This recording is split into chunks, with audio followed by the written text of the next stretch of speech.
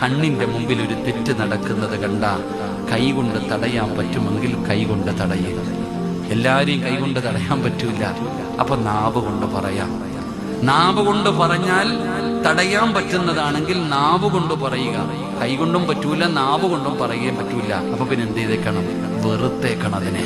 ഞാനില്ല ഇതിനൊന്നും, നിങ്ങൾ എന്നാ വേണമെങ്കിലും കാണിച്ചോ, ഞാനില്ല, ഇത് പാപമാ, ഇറങ്ങി രക്ഷപ്പെട്ടേക്കണം. അല്ലാഹു ഈമാൻ തരുമാറാകട്ടെ. അങ്ങനെ ചെയ്യുന്നവർക്ക് അല്ലാഹു കൊടുക്കുന്ന പ്രതിഫലവാ. അങ്ങനെ ചെയ്താൽ അല്ലാഹു തരുന്ന പ്രതിഫലമാ ഞാൻ പറഞ്ഞത്.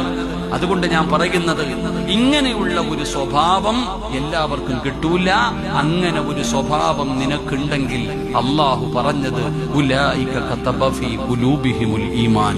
അല്ലാഹുവിന്റെ ഖുർആൻ പറയാ, ഉലൈക കതബ ഫീ ഖുലൂബിഹിമുൽ ഈമാൻ.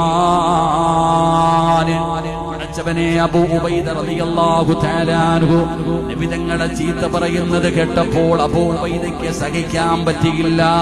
മുന്നിൽ നിൽക്കുന്നത് വാപ്പയാണെന്ന് ചിന്തിച്ചില്ല. പടച്ചവനെ സഹിക്കാൻ കഴിഞ്ഞില്ല. കാരണം അവരുടെ ഹൃദയത്തിന്റെ അകത്ത് അല്ലാഹു ഈമാൻ എഴുതി വച്ചിരിക്കുകയാ. അതുകൊണ്ട് ഈ ചരിത്രം നമുക്ക് പറഞ്ഞു തരുന്ന ഒന്നാമത്തെ പാഠമെന്താ? തെറ്റ് കണ്ടാ തിരുത്തണേ, തെറ്റ് കണ്ടാ തിരുത്തണേ.